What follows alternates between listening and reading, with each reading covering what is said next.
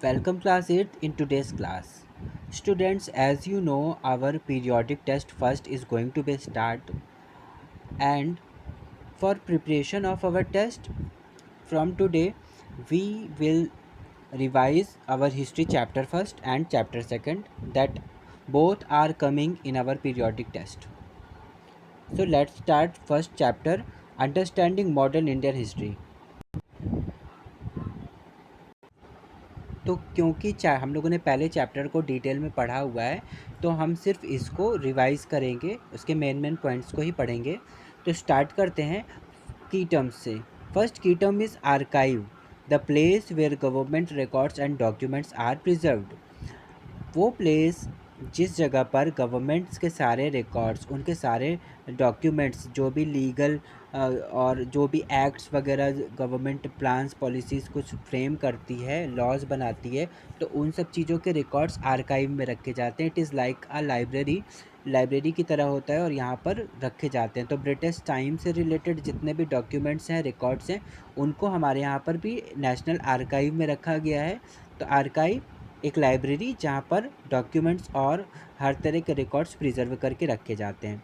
Second की term is colonial, it means possessing और inhabiting a colony और colonies.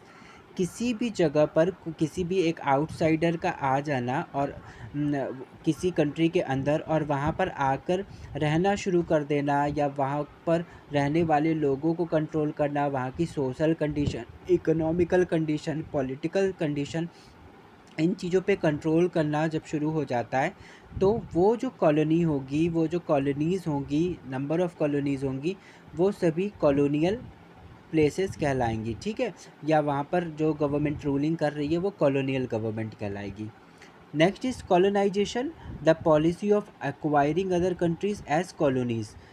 जिस पॉलिसी के थ्रू हम किसी भी कॉलोनी को कॉलोनियल बना लेते हैं, वो चीज़ें, वो पॉलिसी, वो प्रोसेस हमारा कॉलोनाइजेशन का प्रोसेस कहलाता है। जैसे ब्रिटिश हमारे यहाँ आए थे, तो जिन भी प्लान्स और पॉलिसीज़ के थ्रू वो लोग सक्सेस हो पाए यहाँ पर कॉलोनीज़ बना पाने के लिए, कॉलोनियल गवर्नमेंट क्रिएट कर पाने में, तो इन सभी प्लान्स और पॉलिसीज़ को, इस पूरे प्रोसेस को हम कॉलोनाइजेशन कहेंगे।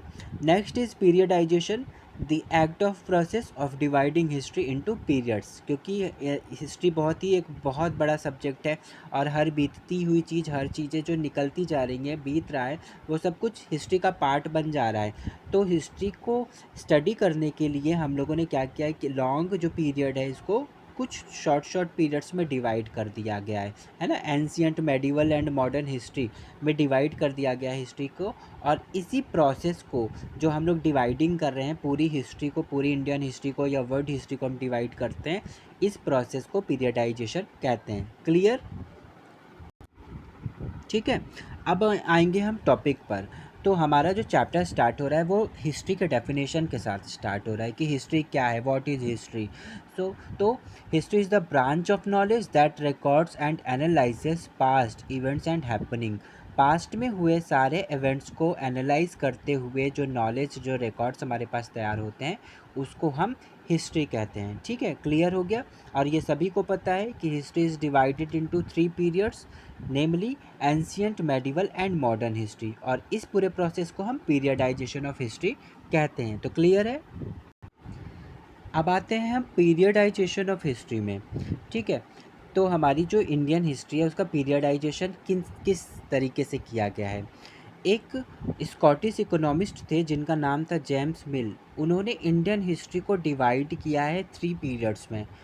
जो पीरियड्स उन्होंने डिवाइड किया है वो है Hindu, Muslim and British period. जहाँ पर उन्होंने एंशियंट हिस्ट्री, जिसको अब आज के टाइम पर हम एंशियंट हिस्ट्री कहते हैं, उसको हिंदू पीरियड। देन जब मेडिवल टाइम आता है, जहाँ पर हमारे यहाँ पर सल्तनत पीरियड आ जाता है और मुस्लिम रूलर्स का यहाँ पर राज हो जाता है, मुग़ल डायनेस्टी, मुग़ल एम्पायर बन जाती है।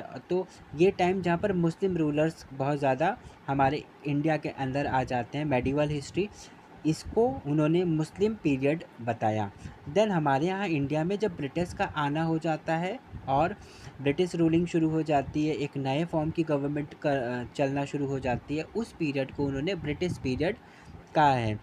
तो ये जो उन्होंने रिलीजन वाइज शुरू के दो जो क्लासिफिकेशन बताए हैं, हिंदू और मुस्लिम, ये बहुत ज़्यादा इंडियन हिस्टोरियंस के द्वारा एक्सेप्ट नहीं किया जाता, क्योंकि उनका ये मानना कि जो एंशियन टाइम था, उस टाइम पर इंडिया के अंदर हिंदू रूलर्स थे, तो हम उस पीरियड को हिंदू पीरियड कह दें, ये सही नहीं लग रहा है। क्योंकि जब हम हिस्ट्री अगर पढ़ रहे हैं तो हम सिर्फ रूलर्स को नहीं पढ़ रहे हैं, हम उस टाइम के पूरे सिस्टम को पढ़ रहे हैं, उस टाइम की जो भी व्यवस्थाएं हैं, उस टाइम के सिटीजन्स, उस टाइम की सोशल कंडीशन, उस टाइम की इकोनॉमी, पॉलिटिकल सिस्टम, अचीवमेंट्स, सब कुछ हम पढ़ रहे हैं। और इन चीज़ों को हम रिलीजन में नहीं बांट सकते हैं, ठीक है। तो अगर हम कहते हैं कि एंशियंट पीरियड हिंदू पीरियड था, तो कुछ हद तक सही है, लेकिन हम हिस्ट्री में जब सब कुछ पढ़ रहे हैं तो उस जगह पर हम किसी भी पीरियड को एक रिलीजन के बेसिस पे नहीं डिवाइड कर सकते। देन मुस्लिम पीरियड के लिए भी सेम रीजंस बताए जाते हैं कि रूलर्स भले ही उस टाइम पर राजा और किंग जो थे वो भले ही मुस्लिम थे, पर हम हिस्ट्री में तो सिटीजन्स के बारे में भी पढ़ते हैं, सारी कंडीशंस के बारे में पढ़ते हैं, और वो कंडीशंस किसी भी रिलीजन की नहीं होती हैं, है ना। ब्रिटिश पीरियड को हम ब्रिटिश पीरियड मान सकते हैं। तो जेम्स मिल का जो इंडियन हिस्ट्री का डिवीज़न है वो पूरी तरीके से इंडियन हिस्टोरियंस के द्वारा एक्सेप्टेड नहीं है, ठीक है। अब हमारे इंडियन हिस्टोरियंस किस तरह से हिस्ट्री को डिवाइड करते हैं, तो इंडियन हिस्टोरियंस ने डिवाइड किया है इंडियन हिस्ट्री को into 3 periods, ancient, medieval and modern. यानी एंशियंट हिस्ट्री जहाँ पर हम पुराने चीज़ों को पढ़ते हैं, पुरानी हिस्ट्री पढ़ते हैं, मेडिवल जहाँ पर हम एंशियंट और मॉडर्न हिस्ट्री से पहले बीच की जो चीज़ें होती हैं उनको पढ़ते हैं। देन मॉडर्न हिस्ट्री जहाँ पर हमारे यहाँ पर हम जब हम औरंगजेब की डेथ हो जाती है 1707 में, उसके बाद की जो हिस्ट्री आ जाती है, उसके बाद की जो इंडिया की कंडीशंस होती है उनको हम पढ़ते हैं। और ये सिस्टम, ये जो पीरियडाइजेशन है हमारे इंडियन हिस्ट्री का, ये ज़्यादा सूटेबल है और ज़्यादातर हिस्टोरियंस के द्वारा एक्सेप्ट भी किया जाता है। तो ये है हमारे इंडिया का इंडियन हिस्ट्री का पीरियडाइजेशन। अब नेक्स्ट जो हमारा टॉपिक है हमारे इस चैप्टर का जो इम्पोर्टेंट है, वो है sources of modern Indian history. अब इतने पास्ट में जो चीज़ें बीत गई हैं उनके बारे में हमें कैसे पता चलता है कि ये इवेंट्स हुए, है ना। तो ब्रिटिश पीरियड यानी हमारी मॉडर्न हिस्ट्री के टाइम की हिस्ट्री को जानने के बहुत सारे सोर्सेस हैं, जिसमें से फर्स्ट जो सोर्स है वो है हमारा एडमिनिस्ट्रेटिव रिकॉर्ड्स, ठीक है। ब्रिटिश अपने टाइम पर बहुत सारे रिकॉर्ड्स मेंटेन करते थे, जैसे रूल्स और रेगुलेशंस वगैरह जो भी वो इम्प्लीमेंट कराते थे वो वेल डॉक्यूमेंटेड होते थे। उन रिकॉर्ड्स को आज के टाइम पर जब हम स्टडी करते हैं तो हम समझ सकते हैं कि उस समय पर कैसा एडमिनिस्ट्रेशन था, एडमिनिस्ट्रेटिव सिस्टम कैसा था। तो यानी ये एडमिनिस्ट्रेटिव रिकॉर्ड्स हमें ब्रिटिश टाइम के बारे में कुछ बता रहे हैं ना, एडमिनिस्ट्रेटिव सिस्टम के बारे में बता रहे हैं कि किस तरीके से लोगों का अपॉइंटमेंट होता था, किस तरह से जुडिशरी चलती थी, क्या रूल था, क्या लॉ था। तो हमें बहुत सारी चीज़ें पता चल जा रही किस सोर्स की वजह से, एडमिनिस्ट्रेटिव रिकॉर्ड्स की वजह से, ठीक है। सेकंड सोर्सेस है जो वो है हमारा national archive of India. It is established in new Delhi in the 1920s। यहाँ पर जो डॉक्यूमेंट्स अवेलेबल हैं हमारे पास, यहाँ पर ये हम लोगों ने पहले भी बताया कि आर्काइव क्या है, एक लाइब्रेरी है। और इस लाइब्रेरी में बहुत सारी चीज़ें, जैसे proceeding of meetings of governments officials, governments orders, legal acts, letters, eyewitnesses accounts, diaries of officials, letters written by Indian nationalist leaders to each other, and records of court proceedings, फरमान्स and old books. ये सारी चीज़ें हमारे national archive में, national museum के अंदर new Delhi में रखी गई हैं। तो अगर हम इनकी स्टडी करते हैं तो हम हमारे ब्रिटिश पीरियड यानी मॉडर्न इंडिया के बारे में बहुत सारे इन्फॉर्मेशन कलेक्ट कर सकते हैं। तो हमारा सेकंड सोर्स क्या हो गया, the national archive of India. Next जो सोर्स है वो है सर्वेइंग रिकॉर्ड्स। ब्रिटिश ऐसे लोग थे जो चाहते थे कि अगर वो इफ़ेक्टिवली वर्क करना चाहते हैं तो वो चाहते थे कि किस जो भी कंट्री में वो रूल कर रहे हैं उसका उनके पास डिटेल्ड मैप हो, हर तरह की चीज़ों की डिटेल इन्फॉर्मेशन हो। तो इसके लिए वो टाइम टू टाइम सर्वे कराते रहते थे। तो रेवेन्यू सर्वेस होते थे, जिसके जो बेसिस होते थे वो होता था टोपोग्राफी, सॉइल क्वालिटी, फ्लोरा और फौना कितने हैं, लोकल हिस्ट्री, क्रॉपिंग पैटर्न, इनके साथ साथ लोगों के पास कितने अमाउंट में, कितने साइज़ में लैंड है, प्रॉपर्टी है, डिस्ट्रीब्यूशन ऑफ पॉपुलेशन किस तरह का है, कौन कौन सी कास्ट है, और उनके लोगों की संख्या कितनी है, किन किन टाइप के रिलीजन्स हैं, ऑक्यूपेशन क्या है मैक्सिमम लोगों का। तो इस तरह की चीज़ों को बेस बनाते हुए ब्रिटिश क्या करता था, प्लान्स फ्रेम करता था, पॉलिसीज़ फ्रेम करती थी ब्रिटिश गवर्नमेंट, है ना। तो ये सारे surveys time to time British government कराती थी। ये रिकॉर्ड्स आज के टाइम पर भी हमारे पास सुरक्षित रखे हुए हैं।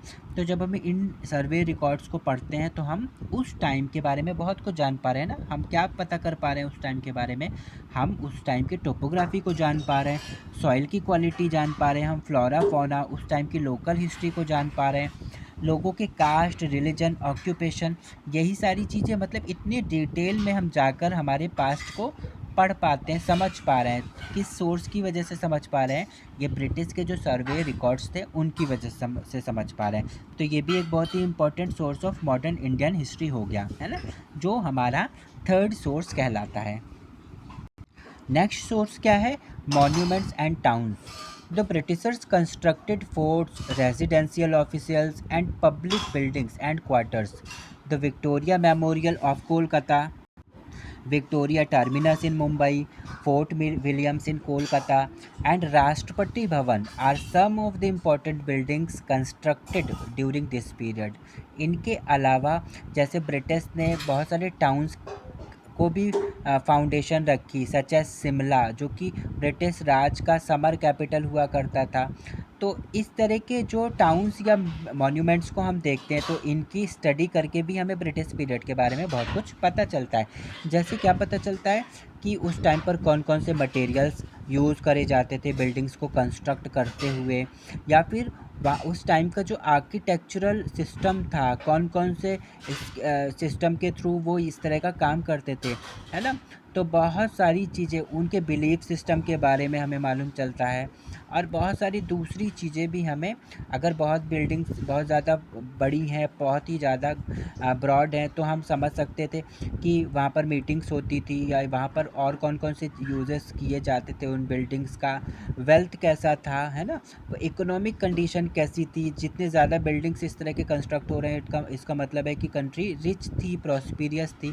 तो इस तरह की जानकारी, इस तरह की इन्फॉर्मेशन हमें बहुत सारी किन चीज़ों की वजह से मिल पा रहे हैं, ब्रिटिश टाइम के मॉन्यूमेंट्स और टाउन्स की वजह से मिल पा रहे हैं। क्लियर। तो ये हैं कुछ sources of modern Indian history. इन्हीं सोर्सेस की वजह से हम हमारे पास्ट को, हमारे मॉडर्न हिस्ट्री को रिकंस्ट्रक्ट कर पाते हैं, समझ पाते हैं कि एक्चुअली उस टाइम पर क्या हुआ था।